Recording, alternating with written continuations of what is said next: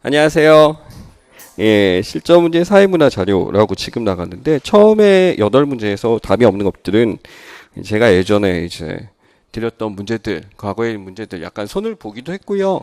또 신유형이라고 보기는 그렇지만은 뭐 우리가 알고 있어야 되지 않을까, 써먹어야 되지 않을까, 막상 나올 때 힘들지 않을까인데 오히려 되게 과거의 자료 버렸던 문제들이 다시 또 보니까 의미가 있어서 이렇게 가져온 거기도 하고 나올 수도 있겠다라고 하는 것들을 편집해서 봤습니다. 그리고 뒤에 있는 문제들, 답이 있는 문제들은 뭐냐면, 원래 기존에 제가 이제 항상 실전 문제 때 드렸던 건데, 이 문제를 푼다라는 의미보다 여기서 이제 여러분들이 기억해야 될 내용들에 대해서 짚어보고자 드렸습니다. 그래서 뒤에 있는 출제 유형이라는 건요, 이 유형, 이 사람 또는 이 학자가 나왔을 때 어떤 걸 우리가 기억해야 될까, 또는 지문에서 어떤 걸 다뤄야 될까, 이런 관점에서 드린 겁니다. 그래서 답을 쓴다기보다 이 사람은 뭘 기억하자라는데 지금 초점을 맞추시면 좋겠어요. 그리고 교재가 지금 있는데 교재에 대해서는 뭐 필요에 따라 활용하겠습니다만 되도록이면 안 펴고 여러분들이 할 수 있는 방식으로 하겠습니다. 네. 시작해보면 1번인데, 이게 사실 뭐, 추억의 자료죠. 제가 맨 처음에 이제 수업을 시작하면서 냈던 자료입니다. 왜냐면, 요거는 표에 대한 해석이죠. 표에 대한 해석인데, 많은 해석이라고 얘기를 합니다. 표라는 건 굉장히 뭐, 객관적인 건데, 요걸 우리가 뭐 해야 돼? 해석이라는데, 해석은 뭐, 주관적인 거거든. 그치? 그렇잖아요. 해석은요, 사람마다 달라요. 그죠? 근데 이게 사회학의 특징을 잘 보여주는 것 같아요. 자, 맨 처음에 사회학이라는 얘기를 하고자 얘기를 꺼냈었어요. 사회학이 처음 만들어졌을 때 굉장히 공격을 많이 받았어요. 예를 들어, 소셜 사이언스라고 안 그러고 스캐빈저 사이언스라는 표현을 썼어. 쓰레기 청소하는. 그러니까 남들이 다 만들어 놓은 이론에 대해서 주워 먹는다. 뭐 하면서 이렇게 되는데, 사회학이 갖고 있는 게 굉장히 뭐가 있냐면은, 얘네들은 과학이라고 주장하긴 하는데, 과학이라는 것이 보게 되면 사실은 이론을 만들잖아요. 독립변수가 있고, 종속변수가 있고. 즉, 이 사이 관계를 보는 거, 이게 우리가 알고 있는 총체성이죠. 그렇다면 이것을 다른 학문, A 학문과 B 학문을 연결해 보게 되면, 우린 여기서 이 사이에 존재한다라고 해서 이것을 또 간학문적이라고 부르죠. 그래서 이 다루는 영역에 대해서 이게 간학문적이라는 표현을 쓰다 보니까 얘는 이제 우리가 뭔가 만들게 되면 딴 거하고 연관해서 그거 밝히는 척 하지만 이거 굉장히 주워먹기 아니니? 라고 하죠. 몇 명의 축구 선수도 떠오르긴 하는데 어찌됐든 간에 지금 이런 거에 대해서 비판했었어요. 근데 이거를 정리해준 사람이, 자, 저는 이 사람이 좀 잘 다뤄야 될 것 같아요. 소로킨이라는 사람이 뭐라고 했냐면, N+1의 학문이다 라고 했었어요. 이러한 관계라는 게 정말 우리에게 의미가 없니? 라는 생각을 하게 되면서, 우리가 지금 알고 있는 현상에 대해서 이것의 관계라는 건 어떻게 보면 우리 사회에 있어서 너무나도 중요하다라는 얘기를 했었던 사람이고요. 또 진멜이라는 사람이 있어요. 여러분이 이제 교재를 읽게 되면 나오는 사람들에 대한 얘기인데, 진멜은 정확하게 여러분이 봐야 될 게 무엇을 기억해야 되냐면 대상입니다. 대상. 우리의 연구 대상에 대해서 확실하게 정리해 준 사람이다, 이렇게 보시면 될 것 같아요. 도대체 사회학은 뭘 하는데? 라고 한 거죠. 얘네들은 지금 우리 사회학은 뭐 하는지 모르겠어 라고 하지만 사회 현상이 너무 포괄적이니까 정확하게 뭘 하는지 모르겠어에 대해서 진멜이 이렇게 얘기합니다. 상호작용이라는 얘기를 해요. 또 이 상호작용이 일어나고 있는 틀이라고 하죠. 자, 우리는 이 틀에 대해서 뭐 사회라고 그냥 얘기할 수도 있고, 보통 여기에 대해서 구조라고 할 수 있습니다. 그렇다면 이 틀이 형성되는 형식까지. 그러면 이 틀을 구조라고 했었을 때 이 구조라는 게 굉장히 추상적이잖아요. 그것을 명확하게 보여주는 게 이렇다라고 해서 사회학의 대상입니다. 사회학적 상상력까지 안 가고요. 사회학 자체가 뭔지는 알아야 될 것 같아서 그래서 이렇게 시도하는 사람들이 있었고, 시험에 나온다라기보다는 그렇다면 시험 문제 나올 때 얘네들의 관심이 있겠구나라는 거고, 도대체 뭐의 틀을 바라봐야 될까라는 거죠. 그럼 틀이 있는데 틀은 있는 것 같지는 않고 언제든지 변동하는 거죠. 끊임없이 변동하다 보니까 있다고 할 수는 없을 것 같아 라고 보는 관점이 또 명목론이 있고, 그렇죠? 여기서 보게 되면 이게 실제론이죠. 그래서 이거에 학자들이 있고 명목론의 학자들이 있어. 근데 사실은 이 명목론의 하자를 되게 웃겨. 명목론의 하자들이 구조라는 것이 완전히 없느냐라고 말을 하지 않죠. 뭐라 그래? 끊임없이 변화한다라고 하죠. 그래서 우리가 읽을 때 조심해야 되는 것들이 있어요.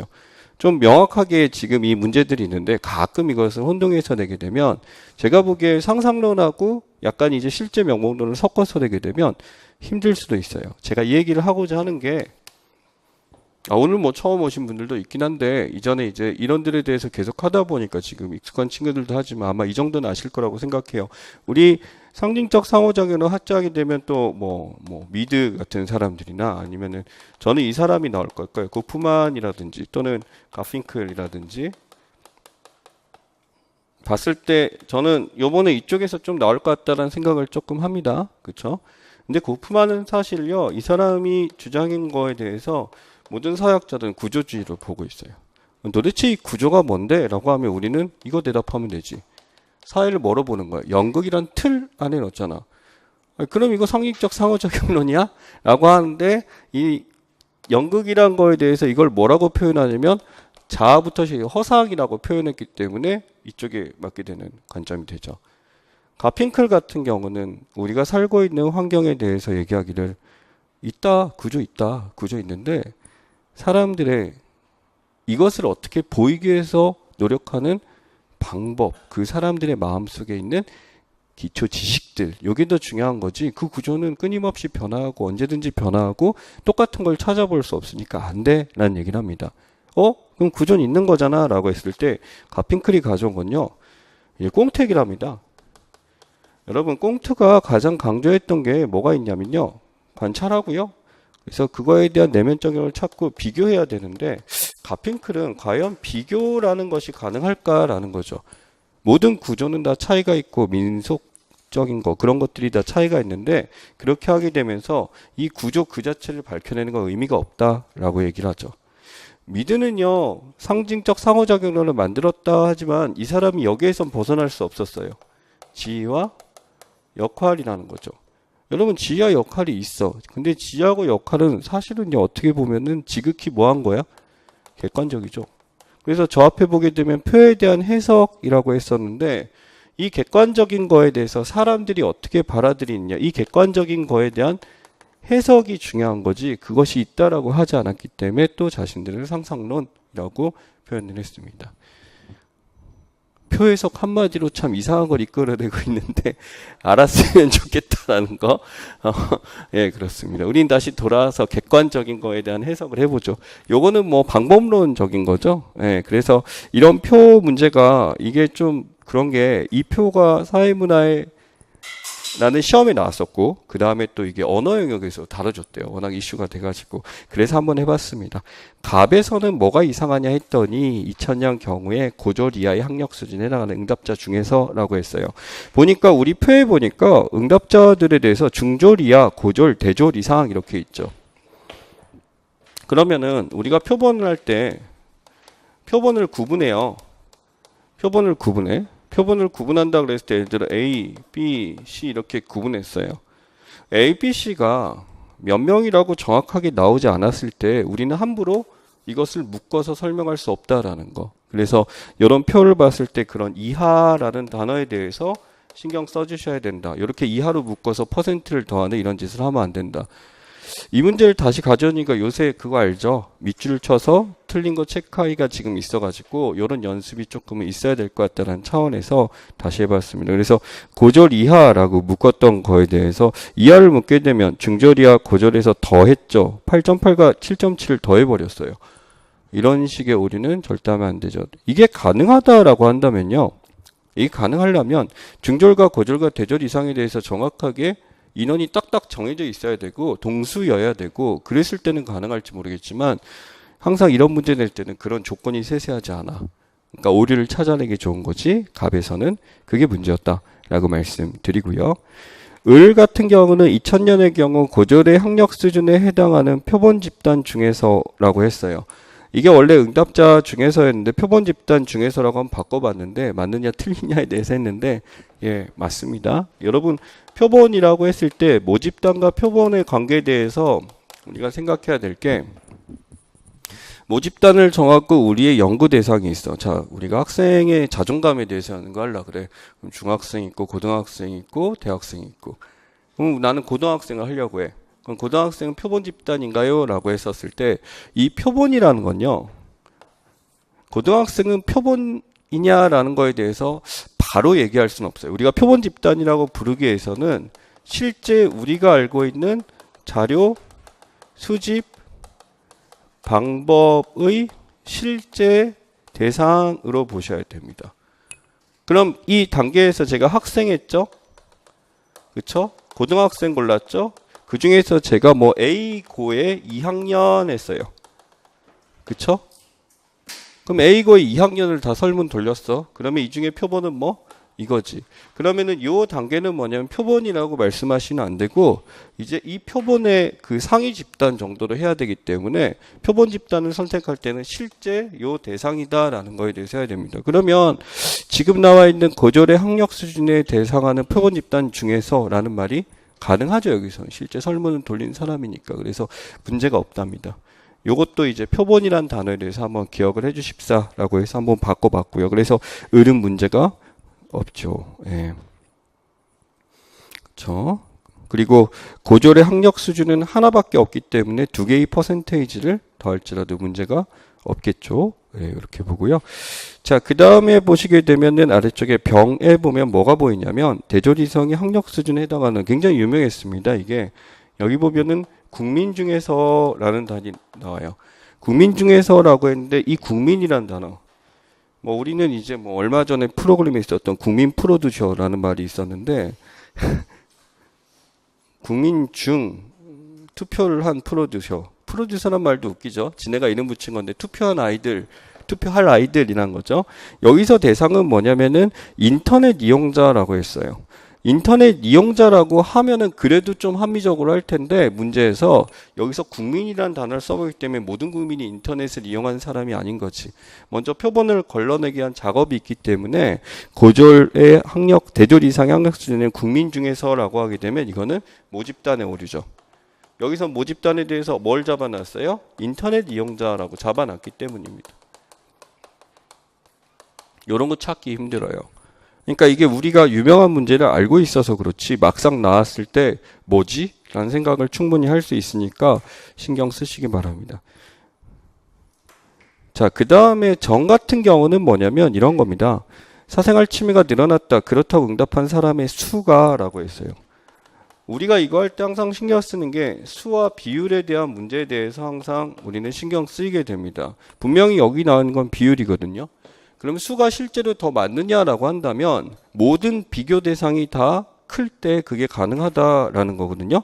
그럼 여기 보면 사생활 침해가 늘어났다에 그렇다라는 라인 체크를 해보시고 그 다음에 생활이 편리해졌다에 그렇다라는 거 체크를 해보시면 중졸이하는 생활이 많고요. 고졸이하는 또 생활이 많고요. 대졸 이상도 생활이 많죠. 그럼 세 개 다 많으니까 그렇죠? 모든 비율이 다 이렇게 크다라고 하면 실제 수도 크다라고 볼 수가 있다라는 게 되니까 문제가 없어지게 되는 거지. 그래서 우리가 비율과 수 나오면 수 해가지고 무조건 틀리다는데 이렇게 모든 조건에서 성립한다라고 하면 괜찮다라고 할 수가 있습니다. 자, 이 문제에서 표에 대한 해석 연습은 사실 뭐 100% 나온다라고 할 수 없겠지만 여기서 이 표본 집단에 대해서 실제 응답자로 기억하시면 되게 쉽겠죠?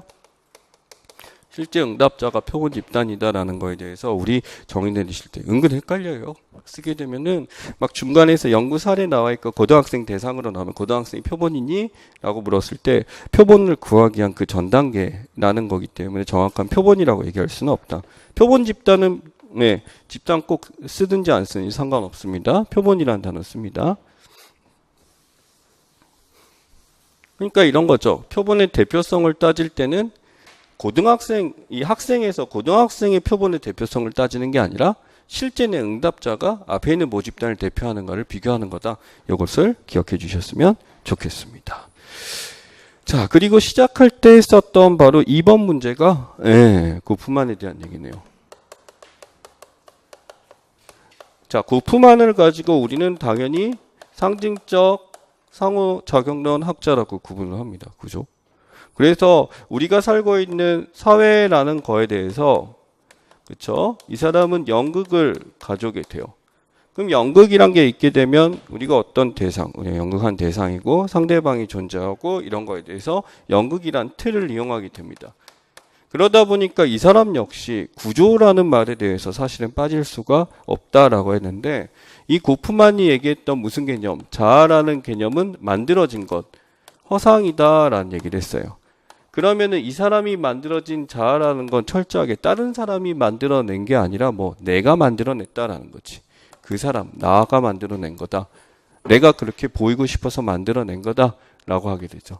그래서 내가 이런 자아로 계속 표출되도록 보이고 싶어 하죠. 그게 바로 뭐예요? 인상 관리다라고 부르죠. 우리 이거 있잖아. 아, 이미지 관리 쩌네. 왜 맞아요? 이미지 관리예요, 이게. 실제로. 이미지 매니지먼트예요. 실제로 영어가. 그렇죠? 이미지 관리 쩌네. 굉장히 똑똑한 애죠. 고프만 이런 애 알고 있네요. 근데 여기서 이 나라는 게 이렇게 보이고 싶은데 실제 이렇게 보이지 않아. 넌 안 그래 라고 하게 되면서 계속 그래. 이 사람이 보이고 있는 자아대로가 아니라 다른 사람은 그 자아로 안 봐. 라는 거지. 그게 긍정적이면 좋겠다만 그쵸? 실제로는 그렇지 않지. 부정적인 경우가 많아. 부정적인 경우가 많게 되면 굉장히 힘들겠지. 부정적인 걸로 이제 사람들이 뭘 내려요? 규정을 내릴 거야. 그럼 이 부정적인 걸로 규정을 내리는 순간 갑자기 이런 일이 발생하게 됩니다. 뭐지? 왜 이러지? 라고 하게 되면서 본인에 대한 어떤 자신에 대한 어떤 괴로움이 나타나게 되겠죠. 슬픔, 여러 가지 감정들이 나타나게 되겠지. 그래서 이 사람의 어떤 행위들이 나타나게 되는데 이 행위가 사회적으로 통용되는 행위에 있어서 부정적이다 판단될 경우 우리는 이것을 일탈로 부를 수가 있을 겁니다. 그렇다면 이 일탈이 발생하는 이유가 실제 자신이 보여준 인상과 남들이 보고 있는 것과 다르기 때문이지. 그래서 이 부정적인 규정에 대해서 고프만이 제일 처음 이름 붙인 게 뭐였어요? 맞아요. 낙인이었어요. 낙인. 여러분 이 낙인에 대해서 기억해야 될 게 낙인이라는 건요. 자, 그 A라는 사람이 있어요. A라는 사람이 속한 집단이 있어요. 여기서 시작하죠. A 주변에 있는 집단이 있는데 이 집단이 A에 대해서 너는 그런 놈이야, 너는 그런 놈이야 라고 얘기를 해요. 그러면 이 주변에 있는 사람은 이 사람이 그런 행위를 하기 원해요? 아니면 그런 행위를 안 하기 원해요? 그게 핵심이에요. 이 주변에 있는 사람들은 이 사람이 이런 행위를 안 하길 원하는 거예요. 그렇죠? 원칙적으로는 이 부정적 낙인에 대해서 그런 행위를 해달라는 뜻이 전혀 아닙니다. 근데 우리가 낙인을 착각하는 게 이 부정적 반응에서 넌 그럴 거야 라면서 사람들 보통 그렇지. 부정적 할 때 왠지 제가 그런 행위를 한번 하기를 기대하는 인간들이 낙인을 많이 하긴 해. 그게 뭘까? 부정적 낙인의 이득이죠. 어떻게 보면 심리적이죠. 그래서 부정적 낙인을 얻게 되는 어떤 심리적 이득이나 이런 것들을 제거해야 된다가 낙인 이론에 그걸로 나오고 이 집단들이 가지고 있는 예에 대한 규정들 여기서 A가 그렇다면 이 사람들이 기대들에 대해서 반하는 행위를 해. 그 반하는 행위가 일탈이 되겠죠. 그렇다면 이 부정적 행위들, 부정적 낙인들의 부정적 반응들에 대해서 이 사람은 저항하기 시작합니다.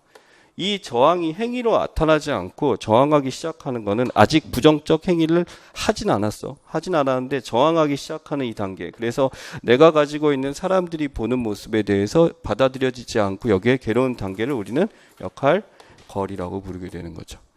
그러니까 역할거리는 낙인하고 같이 이렇게 판단을 해야 되겠다라는 거고 여기서 알다시피 이 사람이 고프만이 가져왔던 거 우리가 알고 있는 기본적 낙인이라고 조금 다르지만 어떻게 보면은 이 역할이란 거에 대해서 A가 생각하고 있는 지하 역할 다른 사람이 생각하는 지하 역할이 일치하지 않을 때라는 것과 비슷합니다. 그래서 이 얘기를 지금 하고요. 그래서 인상관리와 역할거리에 대해서 좀 이해를 해보자라는 거 기억하시기 바랍니다. 상징적 상호작용론이 참 그래요. 이 상징이라는 단어를 제일 많이 썼던 학자, 어떻게 보면 최초로 이 상징이라는 개념을 가져옴으로써 사회학의 하나의 영역으로 끌어들였던 학자는요, 사실 누구냐면, 네, 디르켐이에요, 디르켐. 그러니까 상징이라는 거는 공유성을 가지고 있지, 문화지. 그러다 보니까 이 상징에 대한 해석이 사람들이 함께 공유하고 있고 그것이 맞다라고 해버리면 이거는 상징은 실제화 돼버리게 된다라는 거지. 그 실제화 돼버린 걸 집합의식이라고 부르죠. 근데 이 상징에 대해서 사람마다 해석하는 게 다르고 의미가 달라라고 하는 게 누구? 상징적 상호작용론인 거지. 그러니까 그 해석이 다르기에 상호작용론은 다 동일하게 나타나지 아니한다. 그러면 디르케는 뭐라 그래? 동일하게 나타나는 게 일반적이다라고 하는 거야. 그러니까 이 상징이 있으면 동일하게 나타나. 상징은 그러니까 이게 사람들이 이렇게 여기에 대해서 이것을 받아들임으로써 이 상징에 맞게 행위하기 시작합니다. 그쵸? 그쵸. 상징에 맞게 행위하기 시작합니다. 그래서 사람들의 행위가 일반화되기 시작해요. 사람들의 행위를 일반화시키는 건 이게 규범으로 바뀌게 된 거지. 그럼 이 규범이 어디서 출발했냐면 상징에 대한 이해에서 출발했다라는 거야. 그럼 상징에 대한 이해, 서로가 공유하는 것, 이것을 뭐라 그래? 집합의식이라고 부르게 된 거죠. 그러면 이 수많은 상징들은 사실은 매우 뭐한 거야? 구체적인 거지만 사람들은 이게 머릿속에 있는 그냥 생각들이었어요. 추상적인 생각들인데 이것이 뭐 된 거야? 구체화돼서 나타났어요. 그래서 뭐라 그래? 이 사람들이 이 상징을 규범으로 받아들여라는 거, 여기서 이 말을 써요. 이것이 바로 사회적 사실로서 인식한다라는 표현을 이때 처음 씁니다. 이 상징을 이야기하면서. 처음은 아니에요. 그 전에 다른 책에 썼는데 사회적 사실로 받아들인다라고 하는 거예요. 여러분 또 여기서 이 얘기를 가져올게. 생각이 있고 구체화가 있어. 요 생각 내 머릿속에 있는 거. 이게 어느 단계냐면 가장 여기서 또 누가 나오냐면요. 이 사람이 나와요. 그러니까 이 당시 우리가 책에서 읽었던 그 사람들의 이론은요. 서로의 이런 책들을 보게 되면서 나오게 됐는데 꽁트가 얘기한 거에 대해서 이 생각이란 것은 몇 단계냐면 1단계입니다. 그 생각에 대해서 욕구가 있고 이걸 받아들이고 해석하고 그냥 그 자체로 있어. 아 싫어, 난 좋아, 난 괜찮은데 라고 하는 감정적 영역에서 이제 이것이 있다라는 거에서 구체화시고 이걸 받아들이죠. 그렇죠? 이게 바로 뭐냐면 형이 상학적 단계라고 해서 이 구체화 단계에 이르게 됩니다. 이것이 무엇이다라는 걸 알기 시작하는 거지. 이게 몇 단계? 2단계. 그렇죠? 그럼 3단계가 이제 우리가 알고 있는 과학적 영역인데 그거는 제외해 봅시다. 그럼 이 구체화된 거에 대해서 이러한 것이 존재한다라고 얘기한 사람이 있었죠. 이 집합의식이라는 게 존재한다. 어떻게 보면 이 집합의식 이것이 존재하고 사람들은 여기에 따른다. 요거를 이제 또 누가 튀어나오냐면 베버를 꺼내봅시다. 베버는 이 집합의식이라 그래. 사람들이 가지고 있는 것 뭔지 정확하게 모르겠지만 그거다라고 하는 거에 대해서 이제 무슨 표현을 쓸까요? 여기서 이념형이 나올 수 있겠죠. 표현이 다르긴 하지만 그래서 이걸 찾아나가는 과정인 거지. 그러니까 베버는요. 어떻게 보면 요 단계에서 요 단계라고 했을 때 이념형은요. 과학적 실증적 영역 전에 이미 존재하는 거라. 그럼 베버는 이제 그 다음 단계 이제 3단계로 넘어오면서 과학적 영역이라고 하는 꽁트가 얘기를 했단 말이야. 꽁트가 얘기하는 거에 대해서 요 단계로 넘어갈 때 무슨 과정을 거친다? 합리화의 단계를 거친다라고 얘기한 게 베버야. 그지? 그러니까 베버는 그래서 우리 사회 현상을 과학적으로 연구할 수 있을 거라 생각을 해봤는데 안 된 거야. 아무리 해도 이건 안 되는 거야. 왜? 사람들이 갖고 있는 이념형이나 이 생각이 구체화되는 단계가 다 동일하지 않다라고 본 거지. 꽁트가 보기에 끊임없는 비교를 통해서 이것이 가능하다라고 했지만 그게 안 된다라고 생각을 한 거였죠. 네, 그런 겁니다. 그래서 결국 이 전 단계인 상징적 상호작용론이 나오게 된 이유가 여기 있습니다. 자, 다시 고품 안으로 갈게요. 대단한 지문은 아닙니다. 그리고 제가 이번에 이제 문제를 하기 위해서 한 친구가 이제 옛날 책을 꺼내 들었는데 저도 거기에 꽂혀갖고 옛날 사약책 1970년부터 나온 책 5권을 사재 꼈어요. 아유, 좋은 거 많아. 근데 여러분이 보라고 얘기하고 싶지는 않아요. 거기서 이제 필요한 걸 도출하는 걸 제 역할이고, 왜냐면 그 책을 기준으로 지금의 교재들이 나온 거니까. 근데 한자가 너무 많아서 짜증나요. 자, 여기 보면 사역자 갑이 행동을 통해서 가식적인 수행이라고 했어요. 가식적 수행에서 느낌이 오죠. 이 가식적이라는 단어를 쓴 사람이 가가 거짓 가짜야. 식이 형식 식자예요. 거짓된 형식이란 거거든. 이 거짓된 형식이란 건요, 이 다른 사람이 규정하는 게 아니라 내가 이렇게 거짓된 행위를 한다라고 이제 하는 거죠. 연기죠, 연기. 이게 바로 연기. 연기를 통해 얻을 수 있는 개인의 독특성을 표현하고자 하는 것을 설명하는 개념이다라고 나왔어요. 타인에게 보이는 싶은 모습을 보여주는 게 니은인데, 이게 참 니은처럼 하고 싶지만 그래서 위계설을 하게 된다라고 하는 거죠. 근데 어떤 사람들은 지금 이것에 대해서 인상관리하는 거에 대해서 반대로 지금 내가 하는 거에 대해서 막 이렇게 대충하고 이렇게 되는 걸 나타난다. 자신의 역할에 대해서 이렇게 멀리 두려고 하고 난 이렇게 안 보이려고 한다라는 거죠. 백화점에 우린 가요. 백화점에 있는 물건 그냥 마음대로 살 수 있으면은 편의점이나 백화점이나 차이가 없겠죠? 근데 우리는 그렇지 않죠? 그래서 백화점에 친구랑 같이 옷 사러 갈 때는 어떻게 가요? 그래도 한번 화장을 점검하죠? 씻고 가죠? 이게 뭐야? 없는 사람처럼 안 보이려고. 그렇죠? 근데 거기에서 굉장히 그냥 편안하게 옷 입고 오는 사람들은 어떤 사람들? 백화점이 대단하다고 생각하지 않는 사람들이겠지. 스레빠 찍찍 긁어 오고 추리닝 입고 와서 저거 주세요라고 편하게 할 수 있는 거 어때? 나는 뭐 여기에 대해서 전혀 부담이 없는 거. 그러니까 내가 이제 그런 사람들은 그렇게 보이는 것에 대해서 평소답지 않게 꾸미고 이렇게 가는 게 어떻게 보면 롤 디스턴스. 클럽이라는데 제가 한 번도 못 가봤긴 했는데 진짜예요. 내가 안 간 거예요. 쫓아낸 거 아니에요. 그래서 거기서 이제 꾸며야 되는 옷들 모습이 있잖아. 그거 평소에 입는 옷도 있겠지만 아닌 사람도 있지. 그게 어떻게 보면은 내가 그렇게 보이는 인상 관리겠지. 그치? 자, 그래서 여기서 나와 있는 내용은 가장 기본적인 것들이긴 합니다. 그래서 여기 보면은 그 하이픈 표시 나와 있죠? 하이픈 표시 나와 있고 모습을 보여주기에 그 역할과 자신은 다르다는 것을 표출한다라는 거죠. 다른 것을 표출한다라고 나와 있죠. 사람들은 그냥 하기도 하지만 다른 것을 표출하는 것, 이게 역할 거리에 대한 얘기다 라고 할 수 있습니다. 그래서 역할 거리를 통해서 얻게 되는 것은 이제 뭐 워낙 역할들이 다양하고 역할 거리도 다양하기 때문에 그것이 뭐다라고 시험에 출제될 것 같지는 않아요. 다만 여러분이 기억해야 될 거는 고프만이 우리가 알고 있었던 구조주의 거시와 연관해서 비교를 해서 충분히 지문이 나올 수 있고 그러면 난이도 있는 서술로 출제된다는 것. 연극이란 틀, 진메리에 의한 형식이죠. 그렇죠? 자, 여기서 3번으로 가지 말고 바로 몇 번으로 갈 거냐면 5번으로 갈게요. 5번을 가는 이유는 대충 아실 겁니다. 5번. 다음을 읽고 가장 부합하는 사약, 이론 또는 접근 방법 명칭을 쓰고까지가 예전 문제였고요. 그 의미를 두 줄 이내 설명하시오. 제가 이게 쓰는데 힘들었어. 정의를 쓰라고 할까, 의미를 쓰라고 할까. 근데 이 상상론 학자들은 정의라는 표현을 쓰지 않으니까지, 그치? 개인들의 사회 정석적으로 존재하는 것이 아니다. 그럼 이 말 바꿔오면 개인은 무슨 적? 정석적이 아니니까 주체적, 자율적이네. 여러분 요 말 설명할게요. 이게 또 의미가 있어요. 자율적이야. 스스로 규범을 만들어내는 거거든요.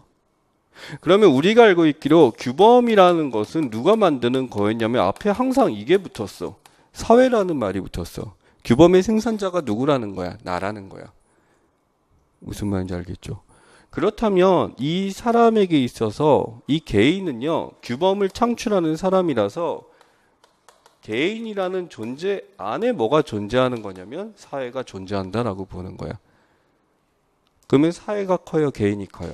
개인이 더 크죠. 우리 이걸 뭐라 불러? 이게 바로 사회 명목론이죠.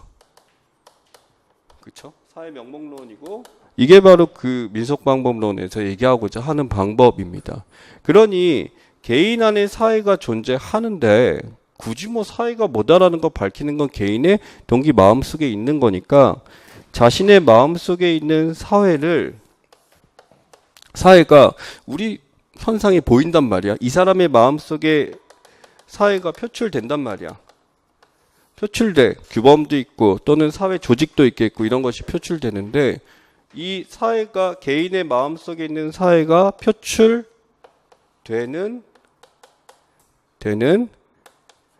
방법. 그쵸? 그래서 이게 뭐야? 민속 방법론인 거예요. 아시겠어요? 어떤 방법에 의해서 이게 표출되는지라는 거죠. 그러니까 이 방법은요, 규범이 아닌 거 아시겠죠? 규범을 만들어내는 힘이라고 했었잖아. 마음속에서. 규범이나 사회를 구성한다라고 했잖아. 어떻게 구성하는지, 만들어내는지, 표출하는지에 관심을 둔다. 그래서 방법에 관심이 있다. 그렇다면 사람들은요, 마음속에 사회가 있고요. 표출되는데 사람들이 표출하는 건 첫 번째, 당연히 상징적 상호작용이니까 뭐부터 표출할까? 상호작용의 방식들이 있을 거라. 관심 있는 대상은. 근데 민속방법론은 좀 더 보죠. 사회 조직이라고 부릅니다. 그러니까 사회 조직이라는 건 굉장히 규범화돼 있고 목표가 명시적이고라고 하게 되는데 요 두 가지가 사람들이 어떻게 이것을 표출하느냐라는 거지. 개인이 이것을 어떻게 표출하느냐라는 거지. 그렇죠? 그러면은 민속방법론의 의미를 설명해 봅시다. 주어가 뭔가요? 개인들이겠죠. 개인들이 무엇을이야? 상호작용 또는 사회 조직의 형태, 모습을, 그렇죠? 모습을 표출시키는 방법을 연구하는 거지. 그렇지? 이해하시겠어요? 예. 민속방법론 정의 쓰기가 좀 까다로워요. 예. 근데 대상과 주어, 개인이라는 것과 여기에 대해서 명확하게 아시면 되겠죠. 그러면은 민속방법론 대표적인 뭐예요? 영목론이라는 거 아셔야 돼요. 당연히 공격받겠지. 네가 지금 연구 대상이 존재하잖아. 사회조직 있잖아. 라고 할 수 있잖아. 맨날 이게 방법이라고 하지만 조직이 있고 이거 되게 비슷하던데 다른 데도 다 있던데 비공식 조직이 딴 데 다 있고 증거집단 딴 데 다 있잖아. 라고 하지만 얘는 끊임없이 그래도 이런 것들은 내 마음속에서 만들어지는 거다라고 하면서 끊임없이 얘네들은 위반 실험뿐만 아니라 다양한 방식들을 계속 찾아내려고 노력했던 사람들이 민속방법론자들이에요. 근데 이게 지금 현실상 뭐 이 사람들이 대단한 이론가다라고 부르지 않고 적어도 우리의 사회 현상을 설명하는 하나의 이론을 창시해냈다는 의미에서 중요하고 상상론과 그 사회 명목론에 있어서 가장 부합하는 사람이기 때문에 우리도 크게 출제됐죠. 가피켈의 위반 실험 출제됐다시피 또 나올 수도 있겠다라는 거에 대해서 신경 쓰시면 좋겠습니다. 우선 이게 혹시 사례가 나오면 만약에 가핀켈이 나왔잖아요. 사례 나왔는데 가핀켈이 뭐 갖고 연구했었냐면 사례를 볼게요. 이거였어요. 배심원 연구였어요. 배심원들의 연구에서 배심원들은 그 사람이 길티다 판단하는 데 대해서 자기가 배심원의 역할이라기보다는 그 배심원의 단계에 들어가면 판사의 역할을 이제 한다라고 받아들이기 시작하는 거야. 그게 공유돼 있고, 근데 이 배심원들이 다 똑같은 결과를 내는 게 아니야. 어떤 아주머니들 입장에, 딸 가진 아주머니 입장에서 만약에 그 인천 그 초등학생의 사례를 둔다면 자기 딸이 그렇게 아프고 그런 애가 있는 여성이라고 한다면 당연히 걔가 뭔 잘못이 있겠어요. 죽은 애도 슬프지만 초등학교 딸이 있으면 죽여버려야 되겠다. 이런 얘기하고 즉 배심원이 살아온 환경이라든지 또는 이 사람들이 가지고 있는 무슨 지식, 스키마죠. 이거에 의해서 이게 나온다라는 거예요. 그래서 이것을 어떻게 배심원이란 구조 속에서 판사처럼 정확하게 구조적인 결론을 내는 것처럼 보이게 만든다라는 거지. 자신들의 마음속에 있는 것들을. 요걸 이제 연구했던 게 가핀켈입니다. 그래서 요 배심원이라는 사례가 나왔을 때 언뜻 한번 또 읽으면 뭐 파악되게 우리 지문은 나오지만 여기에 대해서 한번 신경 써주시면 좋겠어요. 그러니까 인천 그 친구 같은 경우 이제 자신이 이렇게 보이는 거에 대해서 어떤 행동을 할까라는 거에 대해서 이제 조현병에 대한 예시를 들고 여러 가지를 많이 하고 있죠. 그렇죠? 근데 걔네가 했던 게 뭐야? 롤플레이였죠. 역할이었죠, 역할. 사회적으로 보이는 모습과 실제 그 안에서 어떤 롤을 맡고 그런 걸 했었던 거지. 그러니까 사회적으로 보이는 모습이 이렇고 그 안에선 이렇고 거기에 충실해서 이렇게 나타난 거니까 이게 뭐냐면 얘네들이 부여한 역할 있잖아요. 이 역할은 객관적인 게 아니었지. 스스로가 부여한 역할이었었고 그것은 사회적 일탈이다 보니까 공개적으로 이루어지지 않았지. 그치? 지위, 그치? 그러니까 이러한 면에 있어서 지위와 역할이란 거에서 반드시 또 이것이 객관적이냐라는 얘기를 할 수도 있지만 지위나 역할에서 인정받기 위해서는 이게 사회에서 표출되고 모두 다 거기에 뭐 해줘야 돼? 동의를 해줘야 된다. 기능론적 관점이죠. 그렇게 되면, 그치? 자, 그래서 종속적으로 존재하는 거 아니다. 개인은 사회 질서를 주체적으로 구성하고 있다. 요거 이해하시면 알겠죠? 사회가 어디 안에 있다? 개인의 마음속에 위치해 있다. 명목론. 그럼 반대로 사회를 쓰고 사회 안에 뭐가 있다? 개인이 있다라고 하게 되면 사회 실제로는 돼버리는 거지, 그치? 개인은 사회 질서를 당연한 것으로 받아들여 있긴 하지만 그것은 인간이 사회에 대해 수동적이고 무비판적으로 존재하는 것이 아니라 그러한 질서를 주체적으로 구성하고 있기 때문이다. 자율적, 주체적 구성해서 나와 있죠. 상호작용의 기초가 되는 규범과 가치를 어떻게 해석하는 것을 밝혀내는 것. 즉 표출시키는 방법에 대해서 사람들이 이 규범에 대해서 이것을 어떻게 해석하고 자신이 이것을 어떻게 보여주는가라는 거잖아. 근데 우리가 맨날 표출시키는 해석 방식이라고 쓰니까 좀 추상적이었는데 이름이 왜 민속? 방법론인가를 생각해 놓으면 이것을 표출시키는 방법이라고 쓰면 안전하겠죠. 네, 그래서 약속합니다. 저랑 쓸 때 두 줄 이내 쓰라고 했었을 때 이렇게 쓰자라는 것.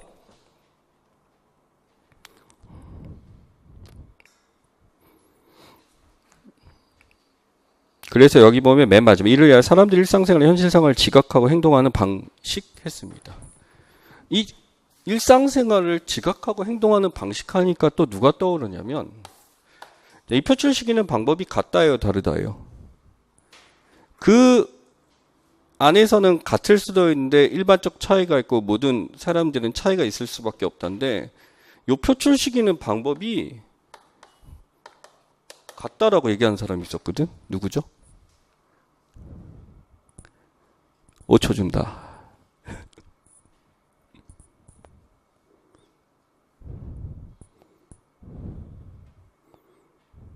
속삭여봐. 레비스트로스잖아. 알겠어요? 레비스트로스는 이게 동일하게 이것을 당당하게 뭐라고 불렀어? 이것이 바로 구조다 라고 불렀잖아. 그치? 그 틀이 동일해 라고 얘기했잖아. 모든 사람들, 원시시대든 현대인이든. 그쵸? 그래서 레비스트로스도 뭐 얘기했어? 민족연구하고 민속연구했잖아. 그 갔더니 같아. 다 똑같아 이런 거지. 그 근원을 찾아가니까 라고 한 거지. 그러니까 이 근원을 찾기 위해서 이 사람이 가져왔던 게 누구였냐면은 프로이드를 가져왔다라고 했잖아요. 똑같아요. 이 민속방법론자도 지극히 프로이드에서 출발을 했어요. 프로이드의 초자아란 개념에서 이걸 출발하게 되고 모든 것을 보이게 되는 거. 그 초자아란 개념에 대해서 가져왔고 이 사람도 프로이드를 가져와요. 그래서 우리 사역에서 시험이 안 나오지만 프로이드가 계속 노출되는 게 이런 건데 그 초자아의 역할에 대해서 이 구조 같다라고 표현한 거다라고 이해하시면 좋겠죠. 그러면은 진짜 요거 두 개를 섞어서 문제 내가 자꾸 너무 세게 나가는 것 같아. 이렇게까지 안 나오는데 아시겠죠? 레비스트로스는 뭐 이 심리 구조라는 건 뭐하다? 동일하다. 만들어내는 방식을. 그런데 만들어내는 기본적 구조는 똑같으나 실제 사회에서 표출되는 거는 조금씩 차이가 있는 건 사실이지. 그 차이가 있는 데서 같은 구조를 찾아낸 거야. 레비스트로스는. 그러니 공격받을 수밖에. 그게 정말 같아? 아니 이 사람들은 사회 조직은 비슷비슷한데 방식이 다르다라고 했고 사회 조직이나 이거 다 다른 것 같지만 그 구조는 똑같으라고 하니까 생각한 방식 자체가 이게 차이가 있지. 우리가 얘기한 끊임없는 사회학적 상상력을 발휘한 사람들이죠. 예. 자, 그래서 이렇게 된 게 바로 여기에 있습니다. 그래서 여기 보시게 되면 이 사람들에서 옛날 책을 찾아보니까 이 민속방법론에 대해서 이거를 이렇게 표현하더라고요.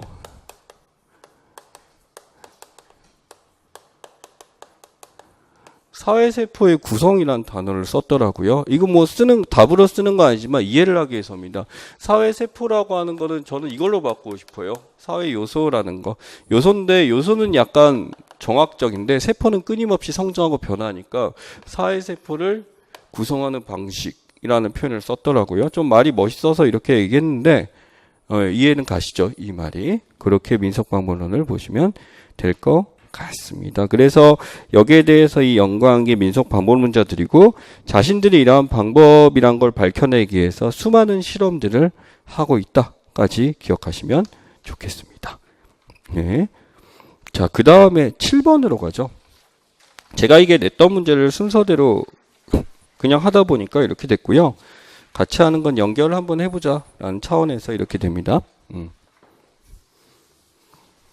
7번에 지금 한번 쭉 읽어보시면은 우선 처음의 지문 주관적으로 정의하고 해석한다. 정의나 해석을 공유한다. 함께 의미를 부여한다. 끊임없이 나는 상상론이야 라는 걸 표출하고 있네요. 그렇죠? 그러다가 미시아라고 표출하다가 그것을 준수하면서 카드롤을 하게 된다. 공동의 규칙을 만들어.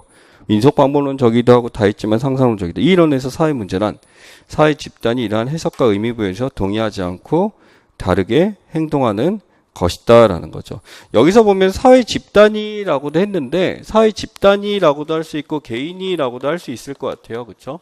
사회 집단 또는 사회 집단의 구성원이라고 쓰는 게 더 안전할 것 같아요. 정확한 지문이라고 한다면 구성원이라고 하는 게 맞을 것 같아.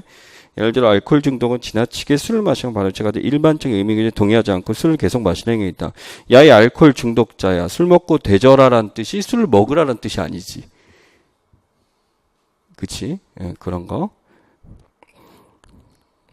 만약 그 사회가 술을 마시고 실수하는 것을 문제시하지 않는 사회라면 알코올 중독을 규정하는 것도 엄격하지 않고 이에 대한 처벌도 약할 것이다. 여기는요, 이 낙인을요, 단순히 미시적 차원에서가 아니라 낙인은 어떻게 보면 갈등론도 사실 유사하죠. 그렇죠? 갈등론도 유사한데 낙인 이론을 발전시킨 학자들이 전부 이쪽으로 연구를 하다 보니까 이렇게 됐다라고 말씀을 드리고 싶어요. 갈등론도 어떻게 보면 끊임없는 뭐라고 있어요? 지배층과 피지배층에 대해서 끊임없는 낙인을 하고 있는 건 사실이에요. 그래서 정확하게 이것을 뭐 하고 있어? 구분하고 있지. 이분법이지. 이분법으로 보고 있지. 이분법으로 보고 있다는 건 이분법을 아는 게 뭐가 존재할까? 기준이지. 이 기준은 갈등론에서 뭐라 그래요? 객관적이라고 해요. 누가 봐도 알 수 있다라고 부른단 말이야. 객관적 기준에 의해서 뭐 하는 것? 낙인을 때리면은 이건 무슨 론이 돼? 갈등이 되는 거고 객관적이지 않은 기준. 객관적이지 않은 기준. 객관적이 아닌 기준 하게 되면 왜? 미시에서의 낙인인 거지. 이해가 하시겠죠? 그러니까 피지배층 기내는 이렇게 해야 돼. 이런 게 맞아? 라고 해서 계속 하게 되는 거지. 그러면 그대로 안 하게 되면 일탈이 돼요. 봐봐. 지배층이 이런 낙인을 찍는 게 뭐 하기 때문이야? 이득이 있기 때문 아니야? 그래서 그렇게 낙인하는 거 낙인이랑 똑같아. 엄밀하게. 그렇지? 또 낙인에 대해서 정확하게 한 게 뭐 백화 레모트에 대한 얘기는 합니다만 1차적 일탈과 2차적 일탈 이렇게 나오지만 이 지문에서는 1차적과 2차적에 대한 얘기에 대해서 이제 딱히 얘기 때문에 낙인을 설명하고자 했던 게 아닐까라고 합니다. 그래서 아마 사실 답 쓰는 거는 우리 출제가 됐었던 거니까 어렵지 않게 쓰실 수 있을 것 같아요. 제가 뭐라고 딱 얘기를 안 해도 쓸 수 있을 것 같아요. 근데 제가 갑자기 얘기하고 싶은 게 뭐냐면 알코올 중독인데요.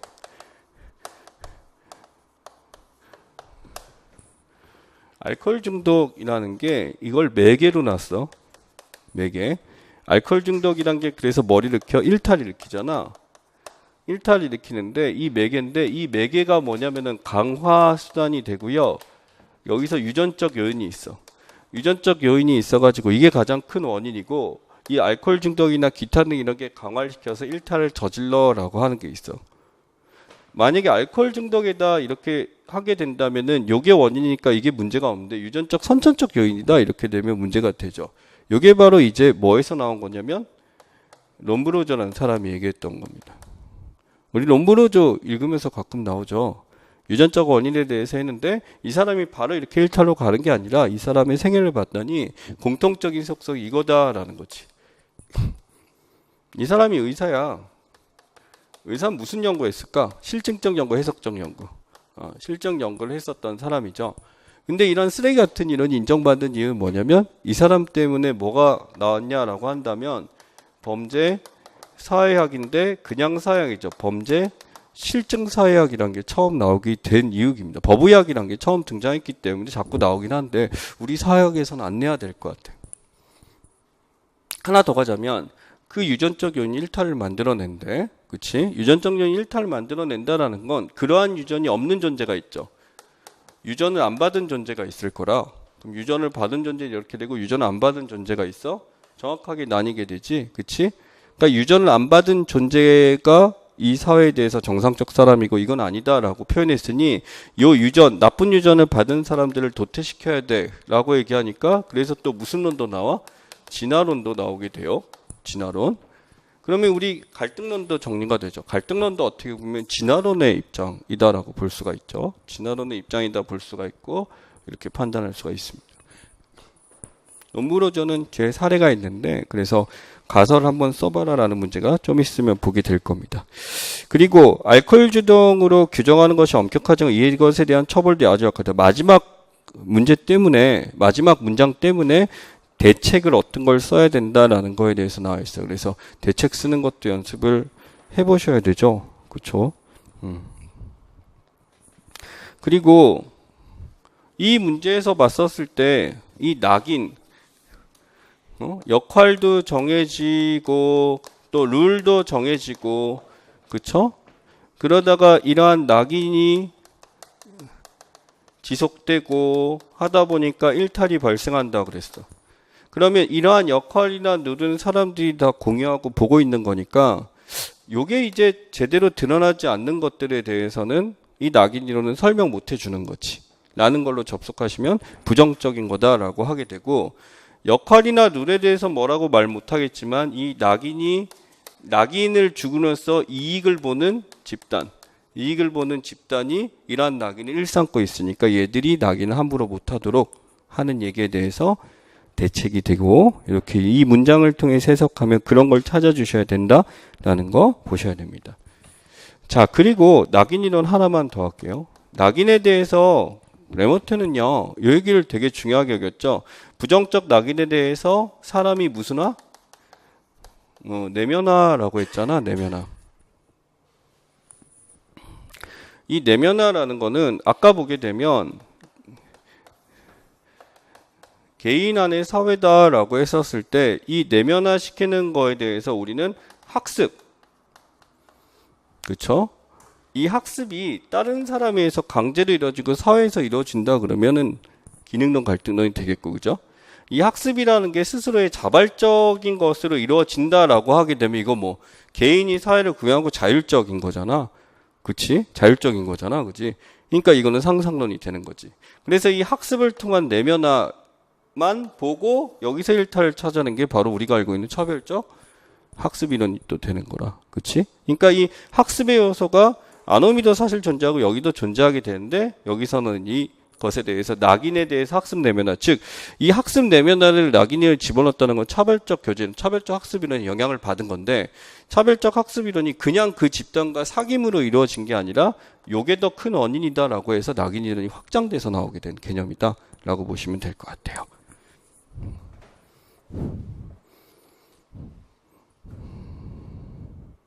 네, 여기까지가 이제 지금 그거였고, 그 상상론과 관련해서 몇 가지 이론들에 대해서 풀어온 문제들에 대한 얘기였고, 3번 한번 보죠.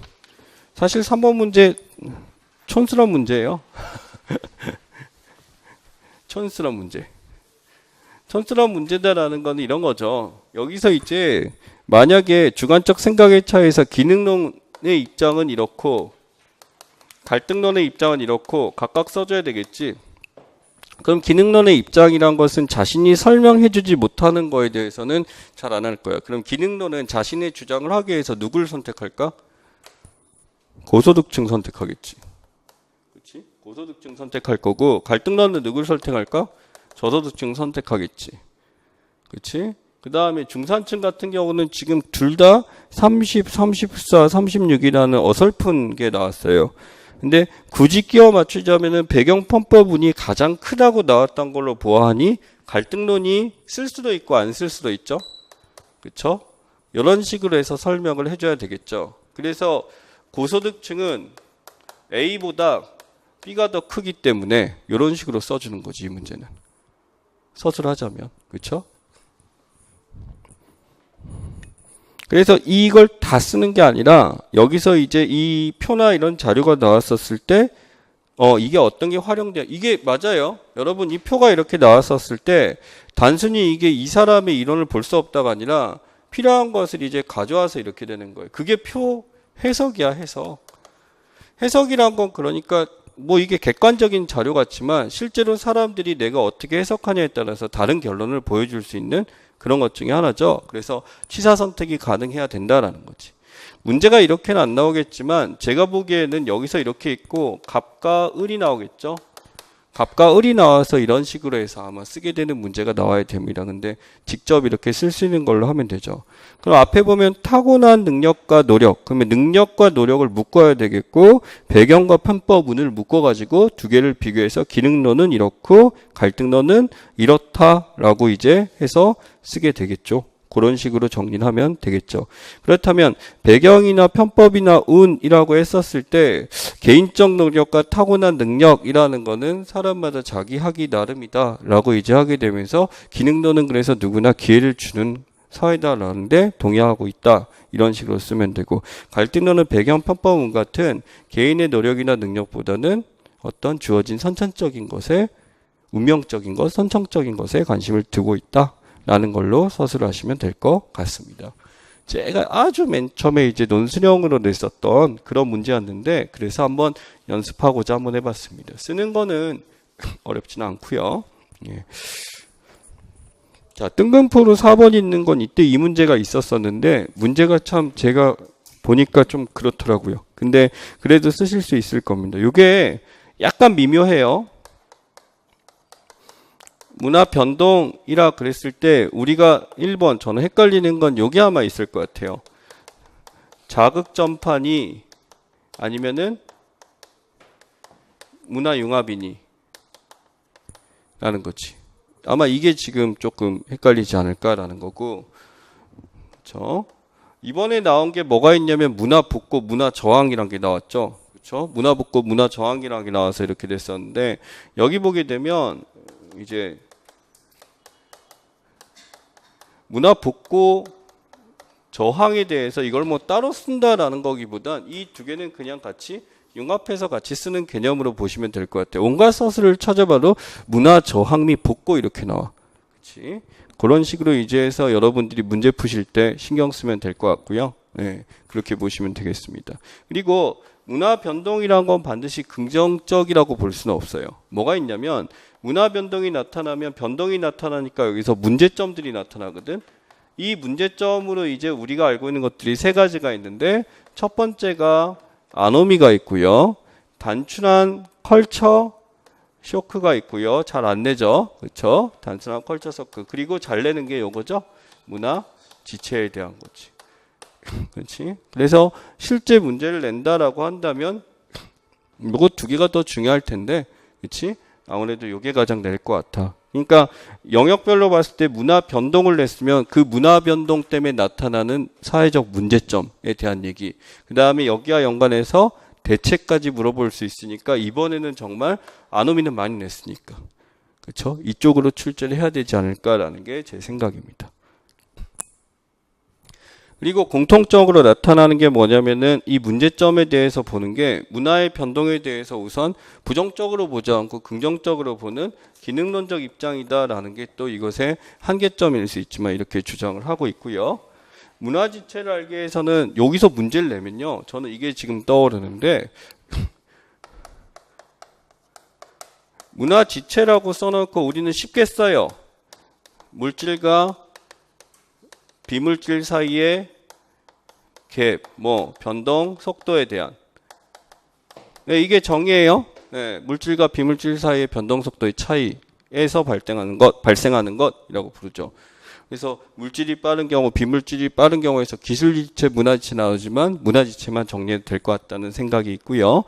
근데 여기서 보게 되면 물질과 비물질의 정의를 제대로 또 못 쓰시는 분들이 있어서 제가 말씀드리는 바입니다.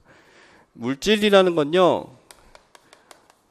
인간의 생활이라든지 이것을 윤택하게 해주는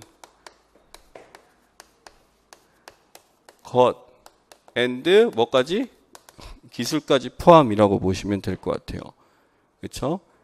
그래서 인간의 생활을 윤택하고 기술이라는 거는 철저하게 물질이라는 것 자체가 그러면은 매우 객관적으로 나타나는 것에 대한 얘기라고 할 수 있고, 비물질이라는 것은 그렇다면 윤택하게 한다, 더 풍부하게 한다, 이런 관점이라기보다는 사람들에게 있어서 여기서 이거에 제외된 관념이나 제도 같은 것들에 대해서 하죠. 그러면 이거는 이게 맞는데 구체적으로 드러나지 않은 추상적이라는 속성이 여기 들어갈 수도 있겠죠. 그렇죠? 그래서 이것을 좀 더 정확하게 윤택하게 하는 것이 문제가 되다 보니까 이것을 어떻게 바라보냐면 뭐 마르크스가 아니시죠. 경제적 요소로서 바라보죠. 그래서 시장 안에서 이제 구매할 수 있는 것들, 가격이 매겨지는 것들, 밸류가 측정되는 것, 즉 가치가 객관적으로 측정되는 것이라고 볼 수가 있어요. 그렇다면 관념이나 제도는 뭐 가치 있는 건 분명해. 가치 있는 건 분명해. 근데 이 가치가 객관적이지 않고 어떻게? 주관적이라고 보면 돼. 요거에 대한 좋은 예시 볼까요? 고호. 고흐의 그림이 있어. 해바라기가 있어. 해바라기라는 그림은 거래가 가능합니까? 돈 있으면 못 사는 게 어딨어. 살 수 있지, 그지? 이쪽이지, 그러면. 근데 이 고흐가 해바라기를 표현하기 위한 여기에 대한 예술성이라든지 또는 뭐 인상주의다라든지 이런 것들은 돈 주고 살 수 없지만 분명히 가치 있는 건 맞지. 요건 어디? 이쪽이 돼버리는 거지. 관념적 요소가 되는 거지. 구분되나요? 그러니까 이거는 봤었을 때 우리가 딱 사물에 대해서 되게 애매한 것이 체크되어 있으면 돈 주고 살 수 있냐 없냐? 라는 거에서 구분하면 되고, 요게 가장 핵심적 차이인 것 같아요. 객관적 가치냐 주관적 가치냐 라는 거에서 찾는 게 가장 핵심적인 것 같아요. 그러면 객관적 가치다라고 하게 되면 현대사회는요, 이쪽이 발달할까 이쪽이 발달할까 라고 했을 때 우리는 이 과정을 거쳐요. 합리화란 과정을 거치다 보니까 예측 가능하고 수치화시킬 수 있고 구체적인 것들이 되다 보니까 지속적으로 이쪽 기술이나 생활을 윤택하는 것들이 많이 발전할 수밖에 없는 거지. 그러니 그에 따른 제도나 이건 더딜 수밖에 없으니까 문화지체는 지나가면 지나갈수록 우리가 시대가 흘러갈수록 점점 커질 수밖에 없는 것이기 때문에 더 잘 나오지. 잘 나오겠죠. 그것을 기억하시는 게 중요할 것 같습니다. 그리고 대책은 항상 무슨 논에서 찾아야 돼요? 기능론에서 찾아야 된다라는 거. 기능론의 핵심은 제도든 기술이든 둘 다 뭐한 것? 가치 있는 것이란 전제를 깔죠. 가치가 있는 거니까 이 갭을 줄인다라는 거는 기술을 늦추는 것이 아니라, 그렇죠? 관념이나 제도를 올리는 건데 이렇게 나올 수 있어. 기술을 늦춘다라는 대책이 나올 수 있는 것도 있어. 나올 수 있는 것이 있는 게 뭐냐면 실제 이 기술이 무조건 이득을 주는 게 아니라 피해 요소가 있다라고 판단이 되면 기능적으로 역기능을 가져오게 된다면 그렇다라고 하는 거지. 그렇지? 그러니까 이 기술을 늦춘다라는 답안을 꺼낼 수 있게 된 게 역시 기능론자에 의해서 증명이 됐어요. 이게 바로 뭐냐? A라는 것이 기능을 가지고 있는데 이것이 무슨 기능? 순기능만 있다가 기능론자였었는데 어떤 한 사람이 등장하게 되면서 그렇지만은 않아라고 하게 되면서 뭘 꺼냈냐면 역기능이라는 단어 먼저 안 꺼냈어. 무슨 기능? 잠재적 기능이란 말을 꺼내면서 나타나게 된 거죠. 우리가 예기치 못한 기능들이 존재한다라는 거지. 애초에 문화지체가 나타나는 것 자체가 기능적이지 못하죠. 그러니까 이 잠재적 기능이란 게 있기에 문화지체가 나타나는 거는 순기능적 요소가 아니라 잠재적 기능적 요소다라는 거. 이렇게 보면 되겠지. 그래서 요 말을 꺼낸 머튼의 역할이 매우 중요했었다라는 거고요.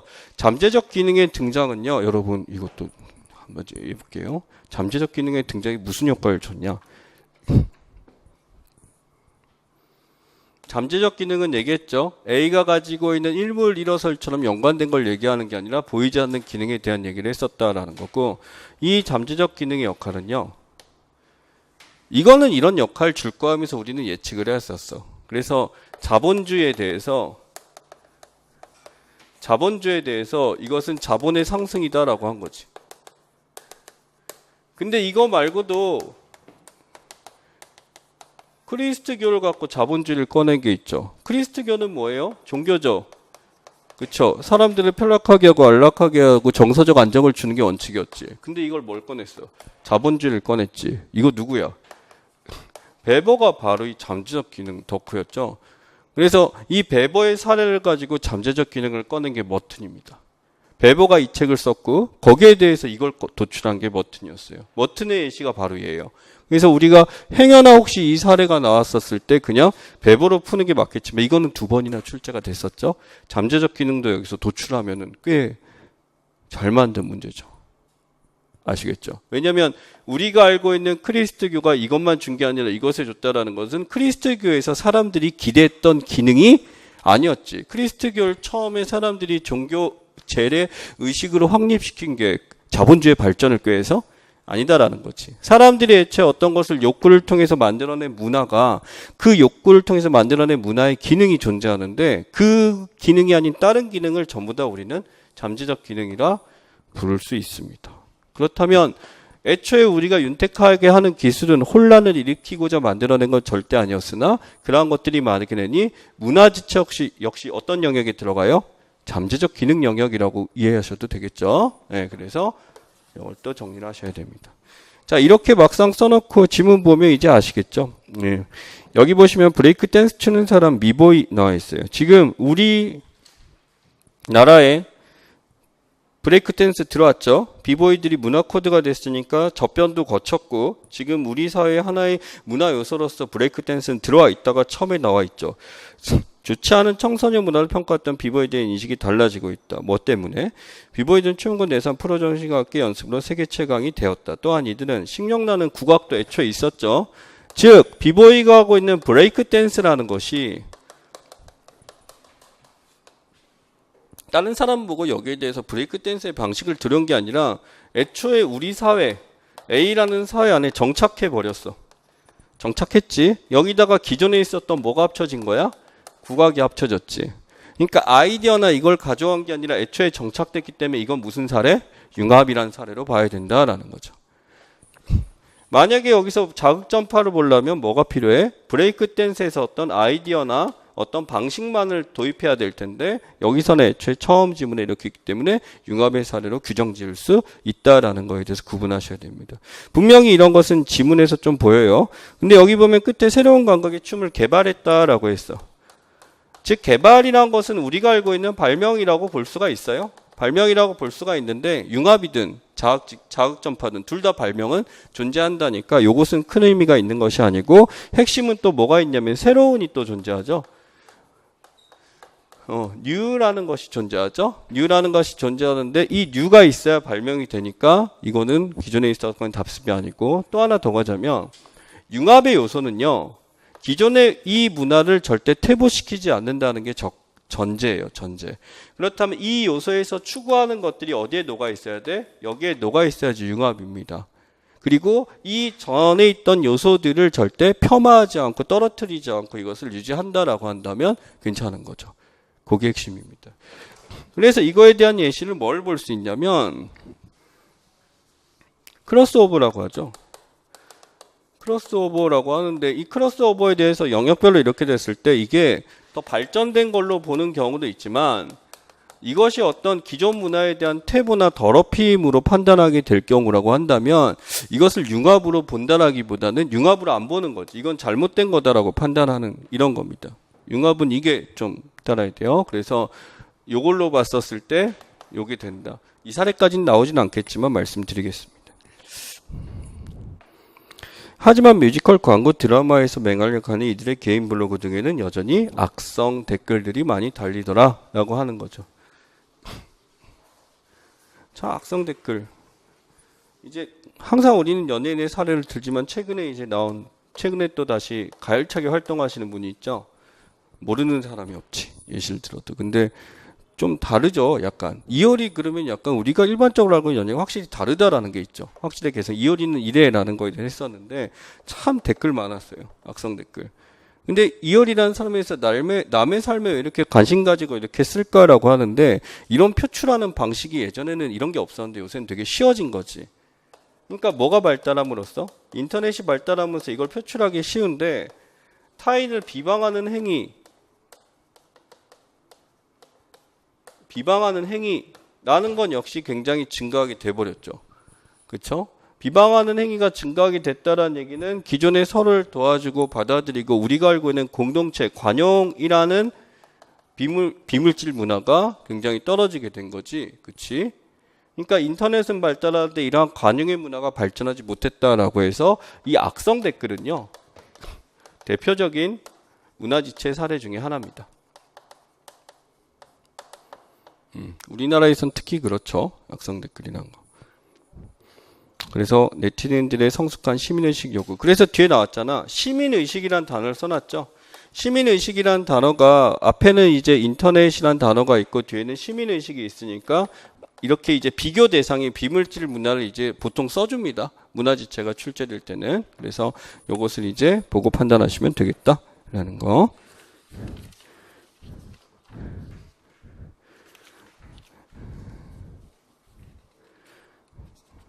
자, 너무 길게 했죠? 네, 촬영도 길게 되니까 잠시만 쉬었다가 이어서 하도록 하겠습니다.